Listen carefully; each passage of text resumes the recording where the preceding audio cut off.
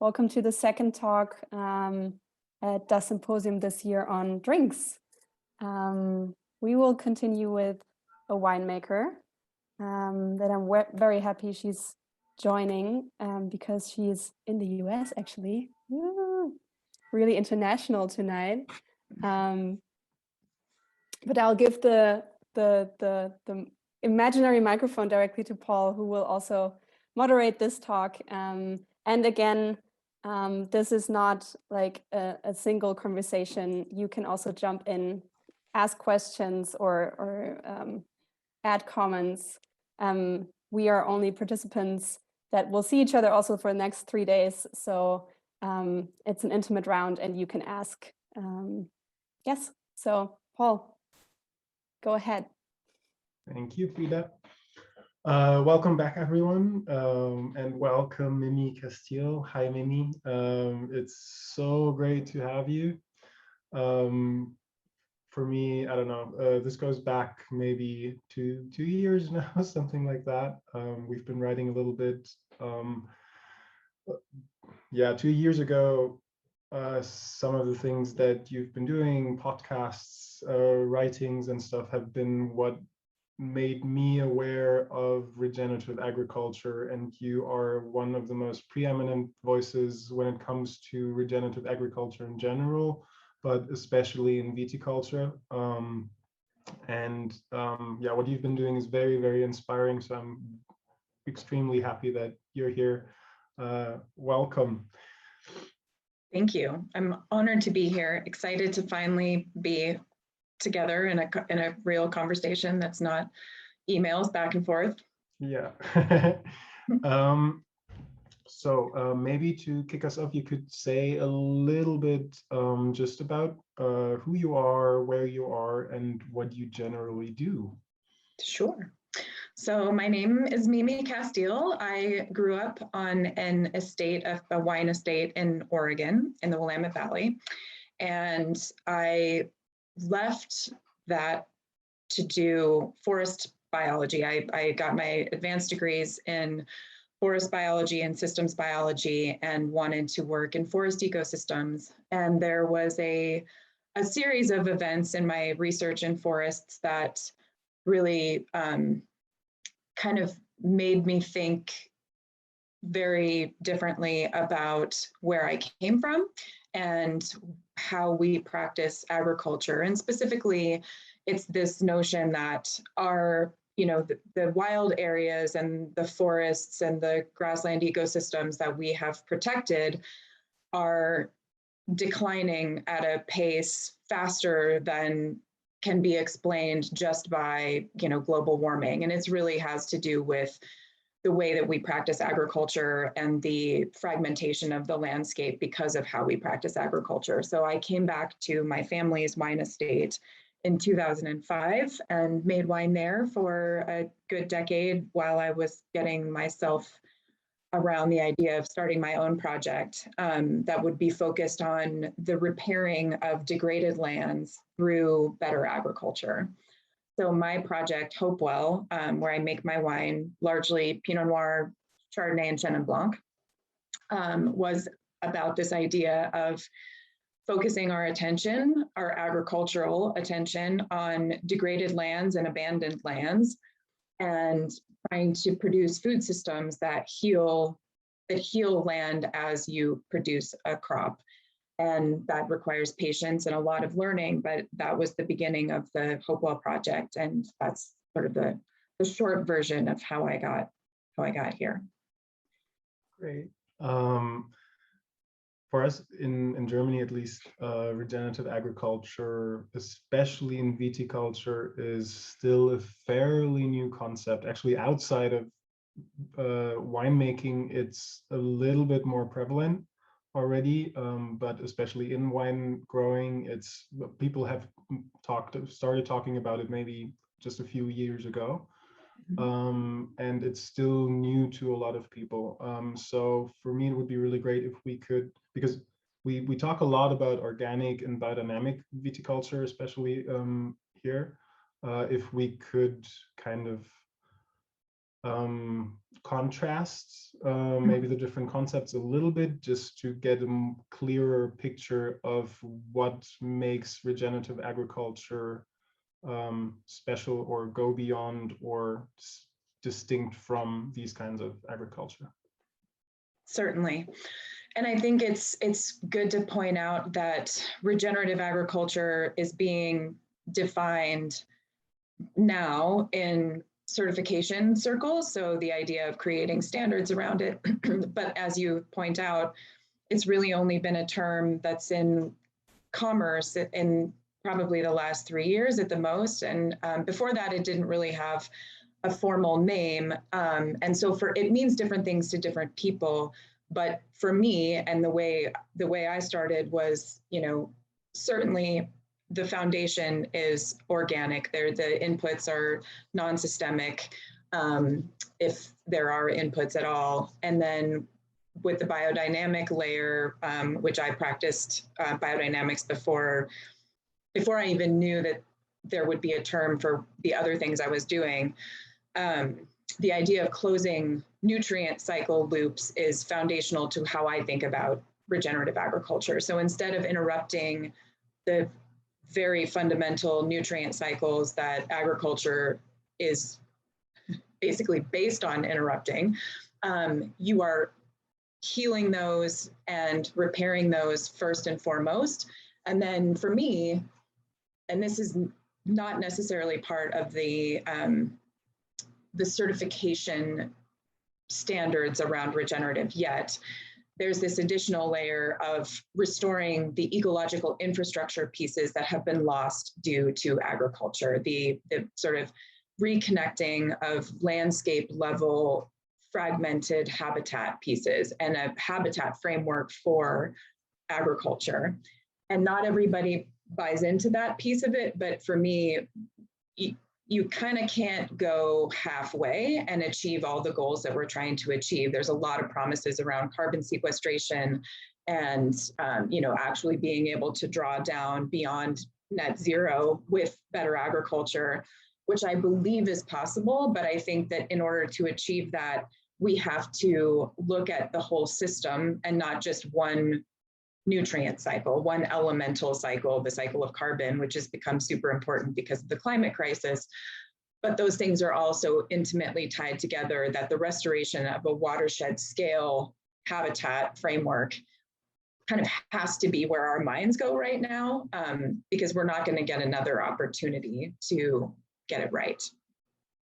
And in terms of concrete agricultural practices, how would regenerative agriculture differ from, let's say, either conventional or organic viticulture or agriculture? So the most pointed to difference is around tillage or cultivation or plowing. And there are variations on this theme, but most people in regenerative circles are working towards eliminating any breaking of the ground. That's particularly important for the carbon cycle, but also for, water infiltration and, soil integrity, the structural integrity of soil. And it's particularly challenging for viticulture. And I would say that, where people kind of assume there's a hard ceiling for viticulture, it's around this notion of tillage. But then there's another layer that is very specific to regenerative circles around biodiversity. And, organics and biodynamics touch on this, but really maximizing the photosynthetic capacity and strength of a particular system is one of the foundational concepts in regenerative agriculture, and not just one crop, but as much diversity, both in flora and fauna, as you can manage, that makes sense within that system. And what would change between having a little bit of diversity and a lot more diversity? Sort of, is there a tipping point? And if yes, then what does it do? Mm-hmm. Well, from a botanical standpoint, one of the tenets of, and one of the foundations of maximizing biodiversity is that at that species, because we're talking about reestablishing a diversity of microorganismal strength in the soil environment, because the diversity in the soil environment should be fed by the plant diversity above. And at the species level, so at the species level of every plant that's growing on the vineyard floor, including your vines, every plant has unique sets of microorganisms that it supports and feeds. The point of plants is to feed, they feed themselves, but they feed microorganisms in as much as they feed themselves with their substrate from photosynthesis. And so as you grow your biodiversity, there are sort of exponential laws of what type of microorganisms you are also feeding at the same time. So that relationship becomes quadratic and exponential. As your biodiversity grows, the number of organisms that you're supporting in the soil environment grows exponentially. And once you have those kinds of connections being made, that's when you cross those thresholds of a competitive environment to a cooperative environment, where there is enough substrate and enough kind of surface area for true abundance. When it is really truly a system that is not only feeding itself, but capable of feeding more and more in perpetuity. It's that brilliant design of nature to create an infinite population in a finite environment. And that's all about more surface area, more substrate. So the more plants you have, the more possible that is. And how could that look in, for example, viticulture? Like what would be practices to get more diversity into a system that by itself and in the way it's been practiced is mostly monoculture? Mm-hmm. Well, for me, we started with actually the top layer, the tree layer, if you will, that structural component of an ecosystem. So instead of planting out the sort of border to border of our property, we planted, more than 300 trees on a 40-hectare plot. And then there was a shrub layer that we also put in. And then we put our vineyard blocks sort of very strategically in areas where I felt confident that we could then, on top of all of that, have a very diverse vineyard floor growing underneath the vine. So you want to have a multi-layered system so that you're not just maximizing the surface area for photosynthesis, but habitat value for wildlife, because as you create habitat and as you create niche areas for vertebrates and invertebrates, that food web really does start to reconnect itself. You don't have to bring the species in, they kind of arrive on their own. And even some of the native flora that we were trying to encourage, and I even tried seeding and was unsuccessful, those things came back over time as our diversity increased the substrate that then would support the more sensitive native species that had been eliminated through chemical agriculture. So those are things that they take time, but they do lead to these more, more layered responses. The farther you go, the farther you can go. In practical terms, how does one go? I don't know. For example, I've been talking to one producer, and we talked about reintroducing more of the native species back into his vineyards, trying to maximize more of the diversity of stuff just growing between the rows, underneath the vines and everything. But how do you actually go about that? How do you decide what you want growing there? How do you find out when to seed it, how to seed it, what to introduce first? All these, like, what's the process like? Very good questions. And this is where the practical the practical challenges become almost insurmountable for people who, don't have a background in ecology, or the kind of patience or business plan that will allow for the kind of patience that you have to have. So I would say if you're transitioning, it's a very different thing to transition from conventional to regenerative than it is to transition somewhere else along the way. But first and foremost, bringing in more diversity, we need to sort of rewind our way of thinking about things, and this needs to be less about what we want to see than about what the system will support. So if your vines are already in the ground and you have, been plowing, let's say you just have bare dirt between your rows, and for most of the year that's how it is, then for a while, you just need to build back your organic matter. And that will be with, the easiest way to start that is either to seed in a, let's say it's a 15 species cover crop that has a good sort of carbon to nitrogen ratio. So having some small grains, some perennial grasses, and some, leguminous nitrogen fixing, and that you would, sort of let those things do what they do well, which is build organic matter over some period of years. And then over time, you can experiment with seeding things in. I've seeded with a no-till drill. So this is a very specific type of seed drill that, can go through existing cover so that you don't have to plow to put your seed down. And that was an investment that I had to make, but that allowed me to seed in some more diversity as we were developing that organic matter back in our soil that would support more. And that's one way of doing it.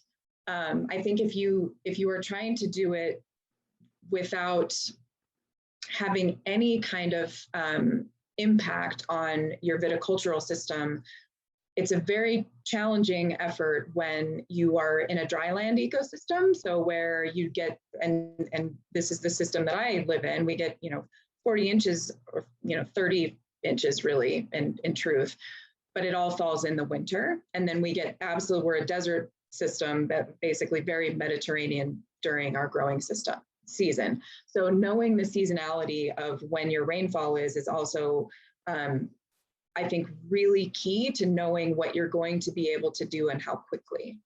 And that's where having some help sometimes is needed. And also understanding that going cold turkey will probably lead you back to where you started. If you don't give yourself that kind of grace to have some setbacks, or at least, give yourself the patience to just focus on the end goal, the points in between matter less than just staying on the course. So, I have people who have said, I'm going no-till today, I'm selling all of my, my cultivation equipment, and I'm never going to use it again. And usually those people have a very rude awakening at some stage along the way. Then they turn back to their tillage equipment or have to go buy it again. And I think that that's the danger of having an unrealistic expectation of what the system will bear. There are yield dips as you're building back that organic matter. You can't start from zero and try to build that without there being some cost along the way. And there's ways to mitigate that, but that's where the special knowledge is very helpful. What would typically what would the cost typically be? What would you expect to happen to the vineyard system or the wines as a result in the process of this transition?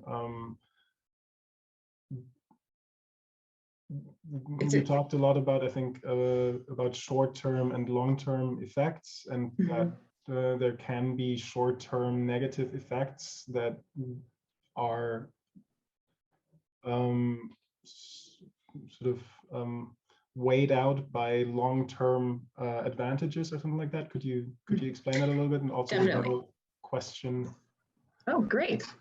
So agriculture looks the way that it does because there are immediate feedback loops that reward negative ecological behaviors, and the good ecological behaviors often have short-term consequences and long-term benefits, but we are not programmed to enjoy those or have the patience to realize those. So I think that some of this is about breaking our habits and having a longer game in our minds about what it means to be a steward of the land. So probably the biggest challenge is going to be water. And in my vineyard and most vineyards in the old world, irrigation is either not allowed or very limited access to water.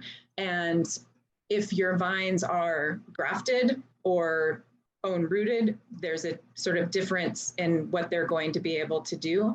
But foundationally, the problems that will kind of come up along the way and those yield drags will be related to encouraging and feeding cover that isn't your vines with the same amount of input. So the same amount of sun energy is going to feed all of the plants that grow, but there's a limited amount of water.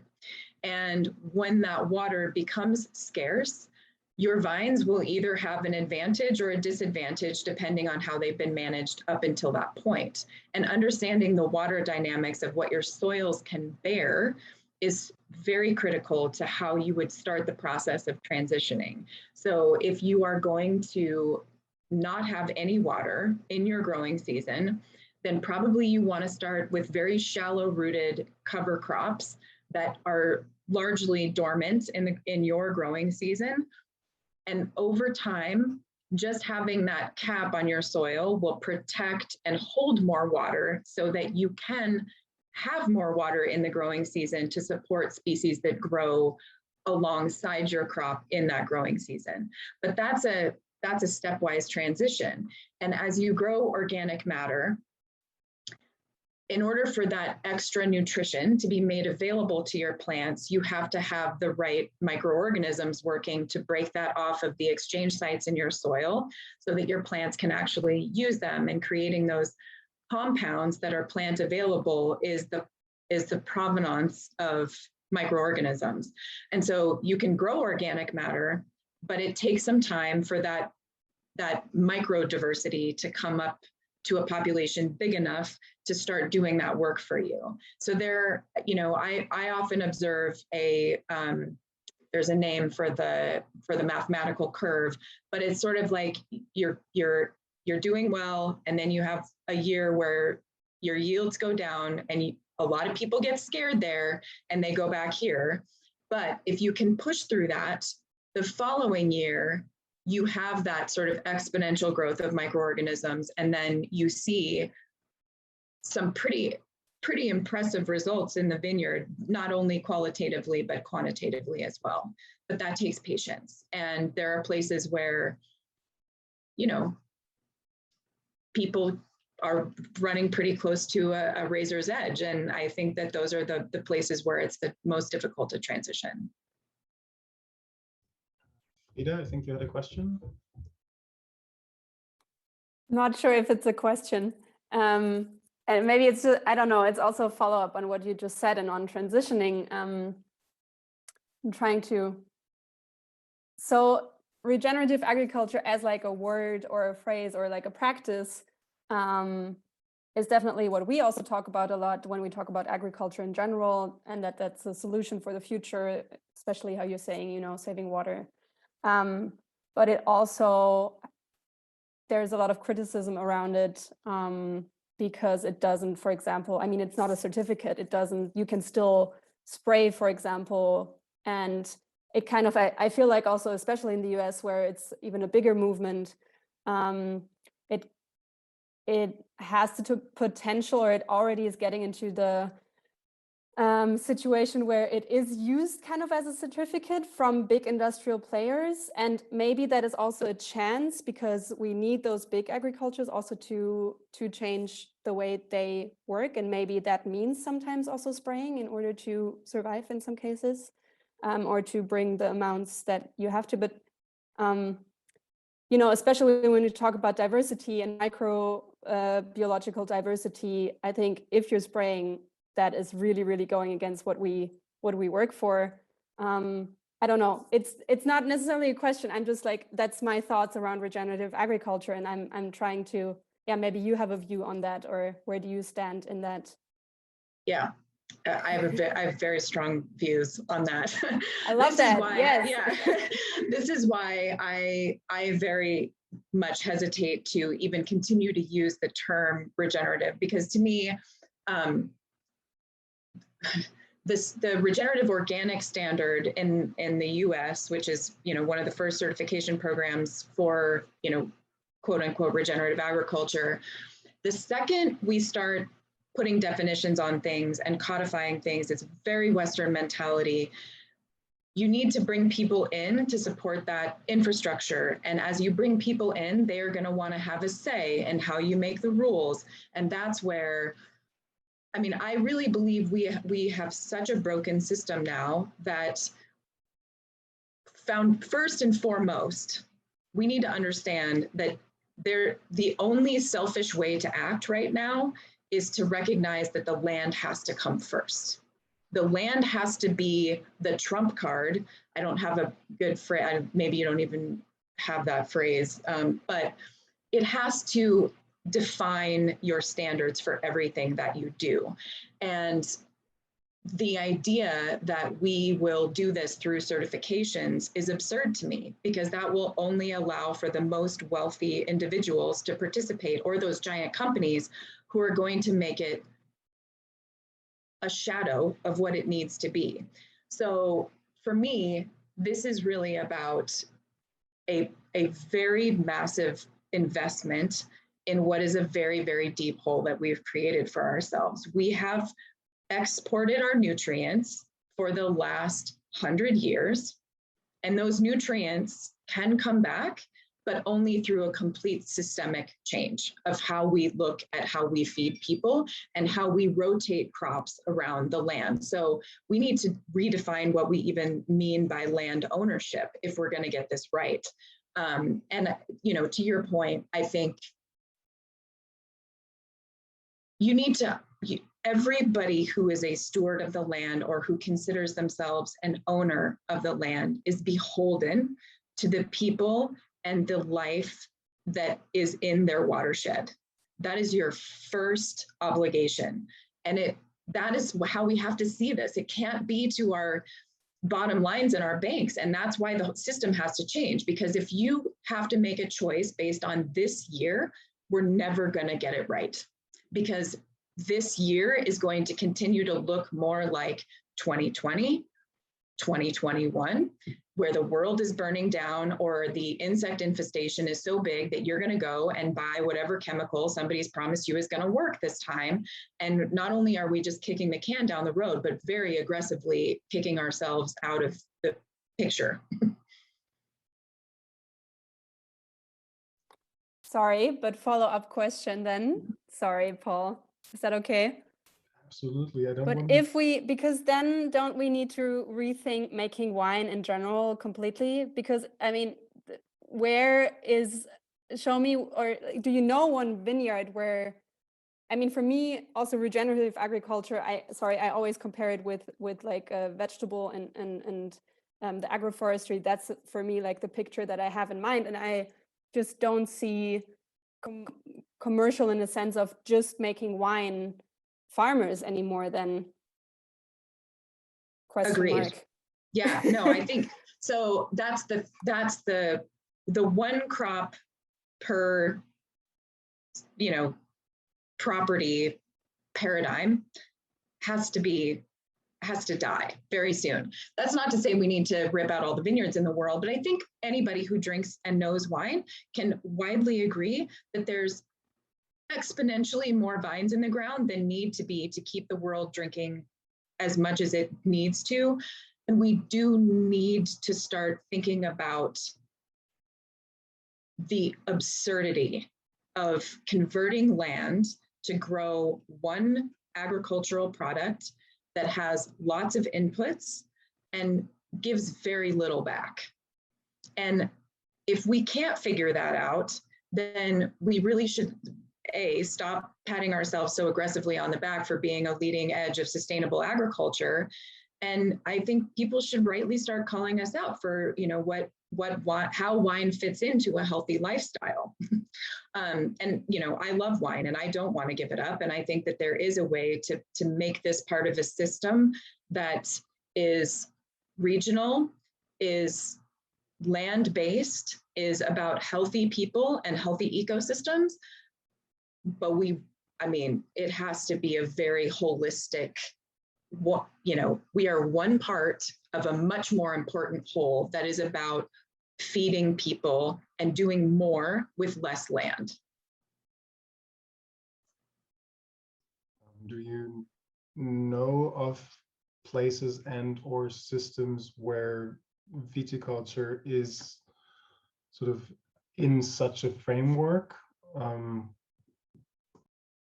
mean, it's difficult to say, having only ever been a tourist in places like Italy and parts of France. I've never been to Germany. I would love to go, but you know, the idea of, you know, the people eat where they live, they make a little wine, and this is something that their community basically supports because this is where their bread comes from. And you know, that's a very idyllic sense of what I think mostly we've lost, but it isn't something we can't recreate very easily.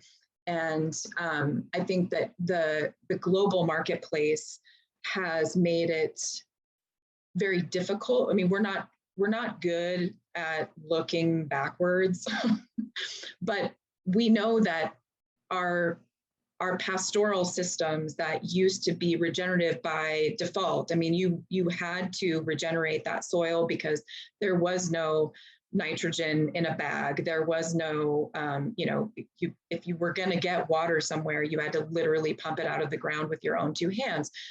And I'm not suggesting we need to go back to that, but I do think that the idea that we're hooked into a global marketplace that has to continue and that exponential growth is something that we have to strive for.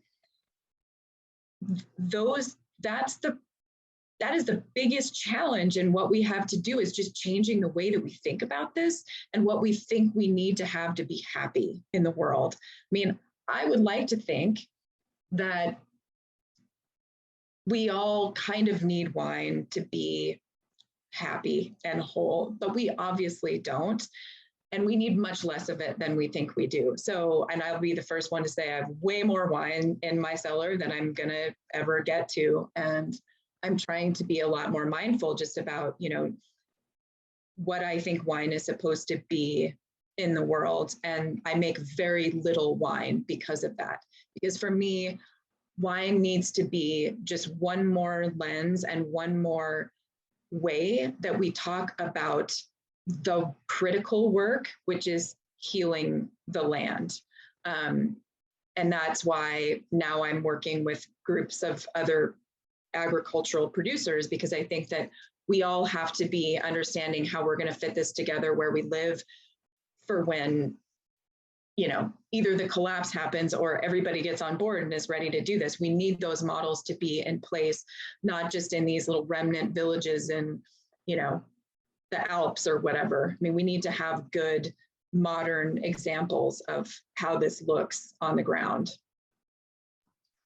Yeah, you mentioned that right before we got into the talk that you're right now out and visiting cattle farmers. And I would be really curious if everyone's fine with sort of deviating a little bit to hear a little bit more about the work that you're doing there now. And I know from your blog that you also made some decisions considering Hopewell and your personal work. Mm-hmm. And I'd be curious to hear more about that as well. Sure. So yes, this last year, 2020 for me was the year that sent me in I mean, it just opened a door that I think I was holding it shut on my own, but you know, I was growing grapes, not just for my wine project, but I was selling about 80% of the grapes that I grew to other winemakers in the hopes of infecting them with these practices. And they would take it to their other vineyards that they buy from, or their own estate vineyards. And that sort of one farm at a time approach and working within viticulture was, it had gotten very, well, it was not working the way that I had hoped. And even though I had some brilliant winemakers buying fruit from me, it wasn't changing anything. It was a story that people wanted to be a part of, but they didn't actually want to walk. And I think that for me, I've always struggled with the idea of land ownership and, you know, putting up borders and thinking that that in some way has anything to do with how a system works. So I moved to a much smaller farm. I no longer own any vineyard myself. I'm leasing vines that I'm going to, again, farm back to health. And I'm only going to make wine from, you know, and I only ever have made wine from the grapes that I grow, but I want to sort of disentangle myself from this idea of land ownership, because the work that I want to do and the work that needs to be done right now is about reconnecting at the landscape level, reconnecting ecological structure. And to do that, we have to start forming cohorts of landowners, mostly agricultural landowners. But in this case, I'm also working with public lands in at least, you know, in America. And the idea is we start looking at what are the crop rotations that work in this environment, in this climate. What are our biggest challenges that are going to be specific to this region? How can we achieve 80% food autonomy so that our supply chains aren't dependent on this global ecosystem? And then what would it look like if we got enough of a critical mass of land ownership to say, I am willing to change the crops that I grow in a rotation that feeds the land first and heals the land first, so that we can fallow pieces that need to be rested. And instead of, you know, one farm thinking, oh, I've got to grow this crop and I have to put nitrogen on it because if I don't, then I'm not going to make enough money to feed my family. This is to put together a landscape level framework for how we all share the cost of healing the land. So the community has to be involved, multiple stakeholders involved, but where do you put the small grain rotation? How do you use livestock as a crop rotation that then can restore those and turn those nutrients over even faster? And, you know, what are the small processing infrastructure that has to be kind of cooperative to make all of that work, so that we don't have confined animal systems, so that we don't have massive kill sheds where, you know, animals can be harvested on site very selectively. They're more used as a crop than a food source. And I don't know, it's very exciting to me. And I think that the work that I was doing sort of siloed in viticulture was frustrating me. It's very, our imaginations are really what limit the quality of what we put out in the world. And I'm just really excited to work on something else, even if we have multiple failures along the way. Jonna, you had a question or comment? Yeah, thanks. I'm Jonna. I'm not a wine expert, just a consumer, but I work with grains and cereals, and we are thinking a lot about diversity in the fields, on the plates, etc. And I was wondering, you were talking about the vineyard as a monoculture has to go, and you were also saying that you're already planting trees and shrubs on the sidelines of your fields. And what about the in between the rows of the vines? What could you do? Have you experimented with, I don't know, some, I don't know, chickpeas or some other legumes or pseudo cereals or so? What would work in your vineyard? It's a great question. So one of the more exciting seedings that I did was where we grew fava beans with, we did some oats and some cowpeas. We've tried chickpeas, but they weren't super successful except for in certain areas of the vineyard, but always looking to experiment with what are the other food crops that we can grow on site. Because I also, I rotate my animals in the vineyard as well, and having a diverse diet for them, I mean, it just exponentially drives this feedback loop of nutrient density in food, and that leads to higher quality wine, and our lambs are the tastiest lambs. And so I think that, again, our imaginations are the limit. You can grow and harvest root crops in vineyards. You can really stack your enterprises. And oftentimes the limitation is just somebody's A, their imagination, and B, their bandwidth. So how many people does it take to grow multiple crops in one place? And this is why this idea of, as a landowner, it is as a business person, that bank calling your note or holding your loan over your head is always going to drive you down a particular path, right? And if you had other farmers with their individual expertise, so for example, when I first started experimenting with small grains, it was a disaster. I had no experience growing small grains. There's a very specific set of knowledge that you should have, and different soil tests and all of those things. And now more than ever, I think if we could just open our borders and think about what more a piece of land could be capable of and what that would actually mean for the land itself, bringing more people in is not a bad thing. Even bringing more people to do more labor is not a bad thing. I mean, I say this all the time, and I feel like I'm beating a dead horse, but I look for ways to bring more hands and more bodies onto a farm, way more than I would ever look to mechanize what I'm doing. I think one of the foundational ills that we have put on the land is this notion that working on the land is drudgery, because it is probably the highest calling to be able to move your body dynamically through space and free your mind to think about important things. And there's nothing I like better than a day spent in the field with all of the people who work with me, talking about important things, having a diversity of jobs that we're doing so that our bodies are fed in that process as well and not broken down by it. So if you do the work, if you do the physical work yourself, you will design a better system because you know how it feels to do the work. And the people that work with you will benefit from that. And I just think like this idea that our imaginations have totally confined us into this idea that we can't grow more than just the grape.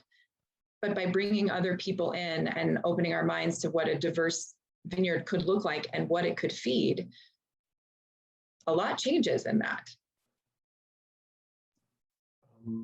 I'm loving the questions that come in and the conversation that sort of develops out of those. So I would suggest that we just open the floor and have more people contribute and ask questions. If you've been holding back, stop now.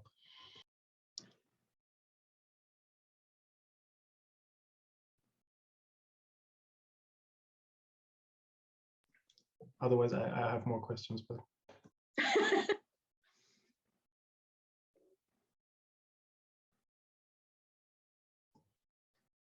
For example, one thing, maybe going back to some specifics, is when I talk to wine growers about regenerative agriculture and no-till, they often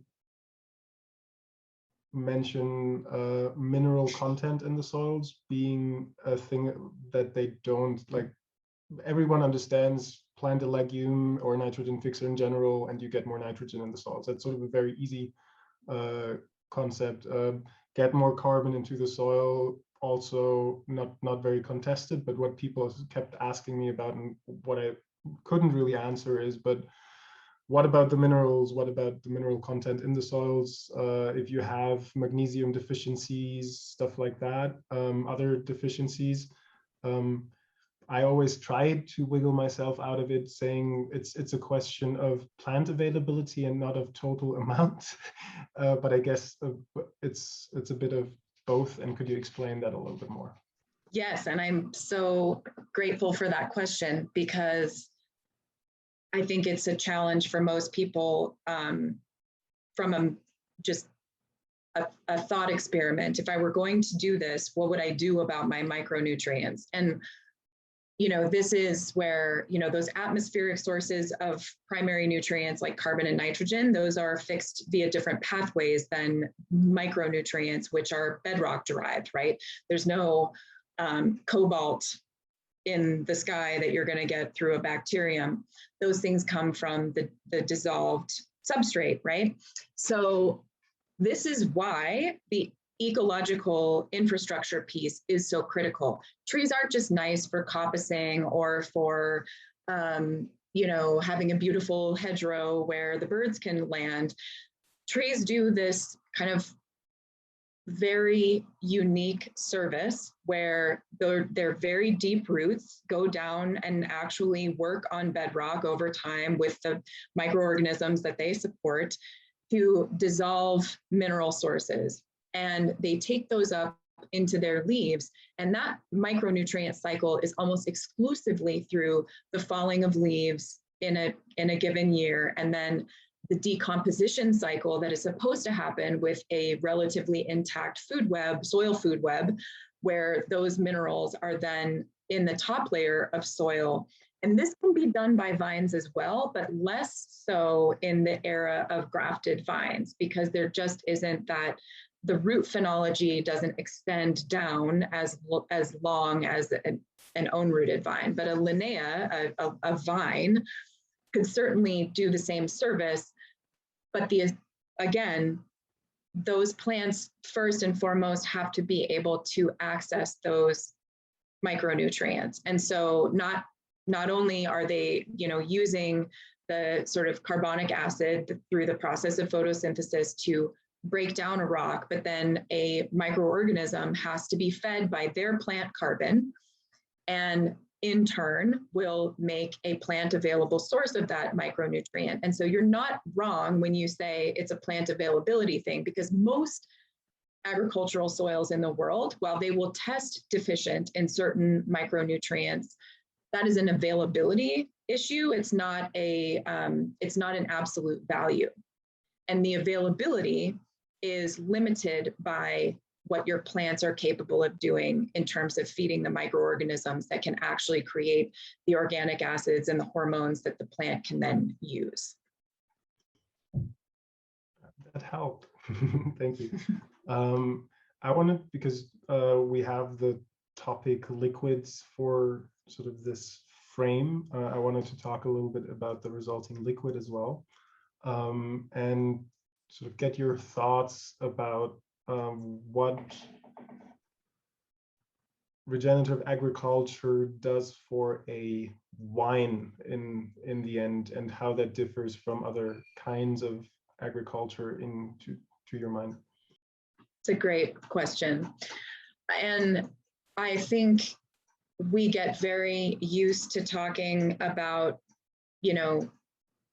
just the flowery words around wine in general, without ever getting very specific about how our practices or how these soils that I'm holding in front of your face, or these rocks that I'm holding in front of your face, actually translate to something that you can taste in a glass. And to me, that there is a scientific rigor that's missing there, and nutrient density in a grape for wine quality. It has, wine is mostly I mean, almost 99% water, sugar, and acid. And so that 1% better be pretty great to put you over the edge into something extraordinary. And that is where I think having, getting away from where we've been in the last 70 years, which is a very abiotic version of terroir, where your soil type, or really just your bedrock substrates, the climate, and the winemaker's hand largely dictate what we call terroir. But if you, I mean, the root of the word would suggest that the most robust expression of that thing would involve a multitude of life in an ecosystem and the connections therein. And this is where I really do mean this, and there is a line to follow here scientifically. As you start closing those nutrient cycles, and as you start supporting the kind of redox environment in the soil that leads to the best, most energetic expression of everything that's growing there, you are able to maintain a reductive strength in wine that you cannot otherwise maintain without manipulation in the winery, right? So all of the things that make a wine live a long time are about the redox potential that you get upon harvest.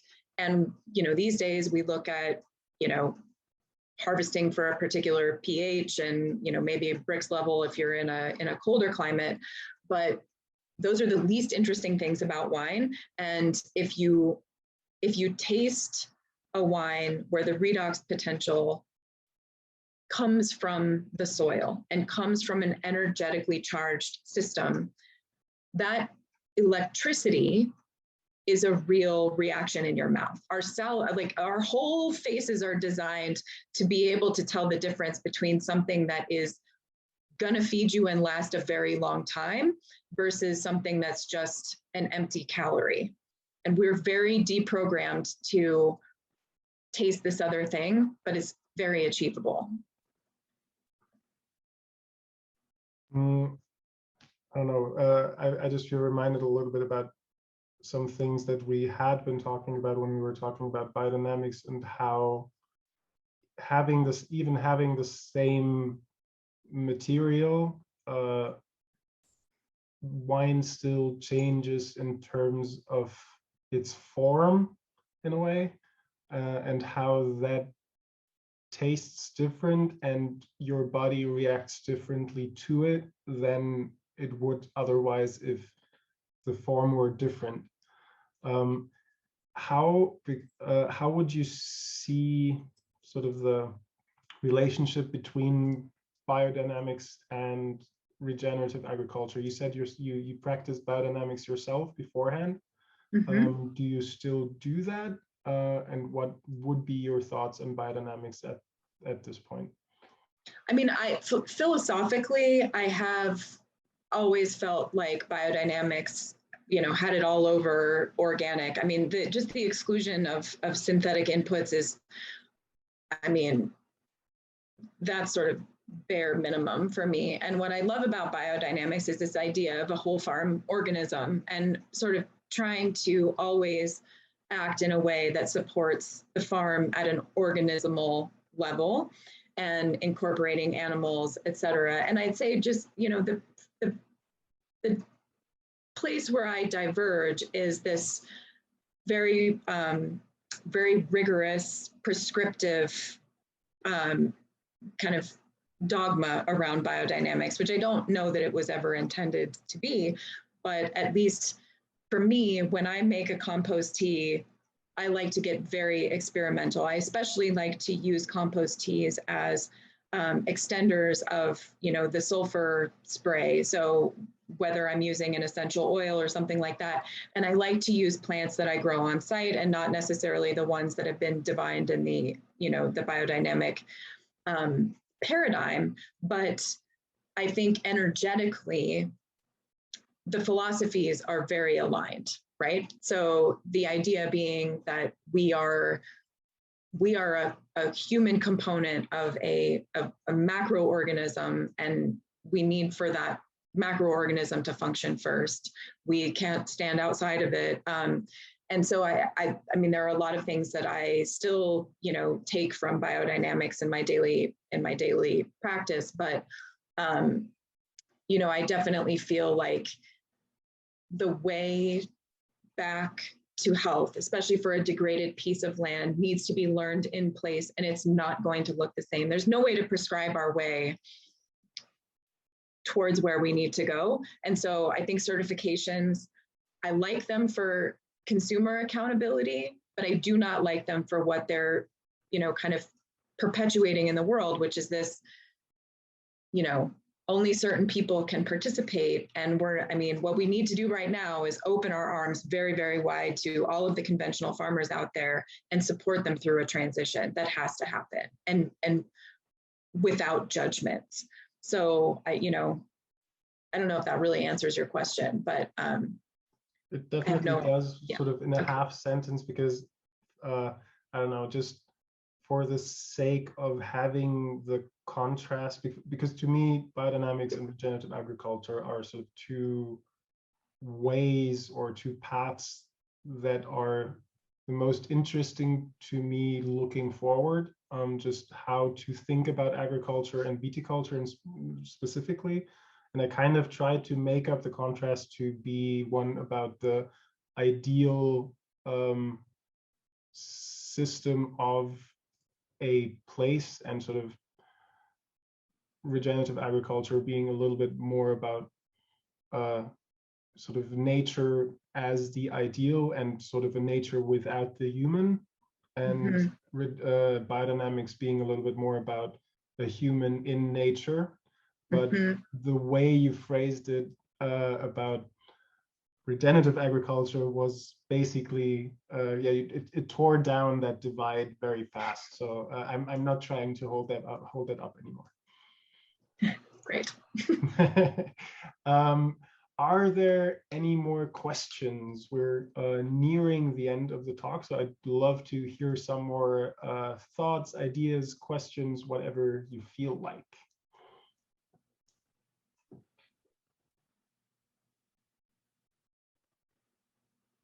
I scared everybody. No, I'm not. Hi. Hi. Hi, my name is Feline. I have a small winery here in Piedmont. So just because we wanted to introduce a little bit before. Yes. As you said that you're at the moment looking a lot to other, how's it called? Yeah, you're working with other types of farming. Yeah. So I'm thinking a lot about these issues at the moment for myself. What do you think? Do you have any experiments or like experience with mob grazing? Yes. So I've been practicing mob grazing in my vineyard on my family's estate. Actually, I brought in, I first started using very small sheep and I tried using electrical wire at first, and that was very challenging in our trellis system. And so I mean, over the years, I've really refined my system, and now I use dogs.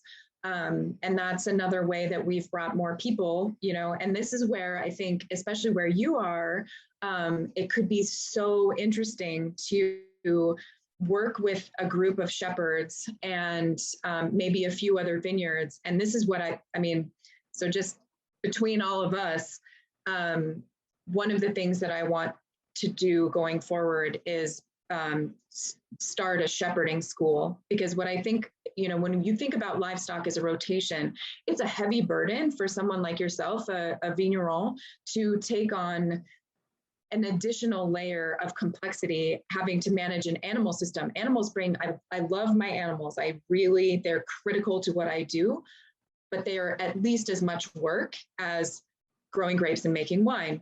And that's a lot to ask of someone like you. You have to go sell your wine in the world. You have to talk in front of people, and those animals need daily care. And so the idea of the return, because this is how we used to do it. livestock was the provenance of the shepherd. They had access across different land ownerships. And this was just a completely cooperative system where there was shelter in place for when the sheep were on your property, and the shepherd was responsible for the animals while they were there. And you would do that when it makes sense in your growing season. And I would love to talk to you about that, because I actually know some people in Europe who would love to kind of get some of that going again. I mean, there are places in, you know, in southern France where this still kind of happens, and parts of Spain, but we can do it anywhere. And it's just a matter of finding the people and making sure that there's an appropriate circuit of access so that a shepherd can support a flock, and then they get the proceeds from the flock, and you get the proceeds of that mineral cycle, that nutrient cycle, and, you know, closing a loop on your farm that would be really difficult to do on your own. So definitely reach out to me if you care to after the fact, because I would love to help you figure that out. Thanks for the offer. I think I will take you on that. Okay. Thank Yeah. you. More questions?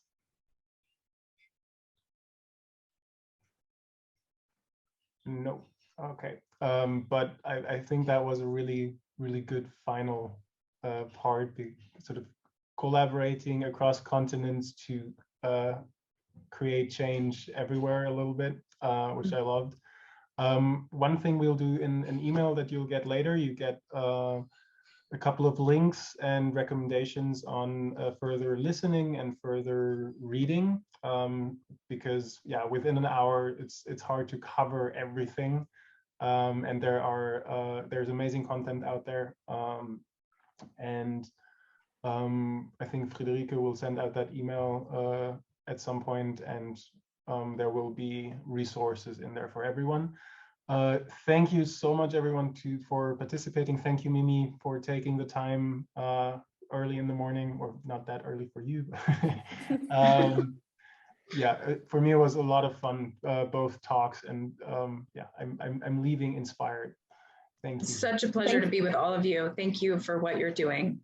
Thank you again, Mimi, for taking the time.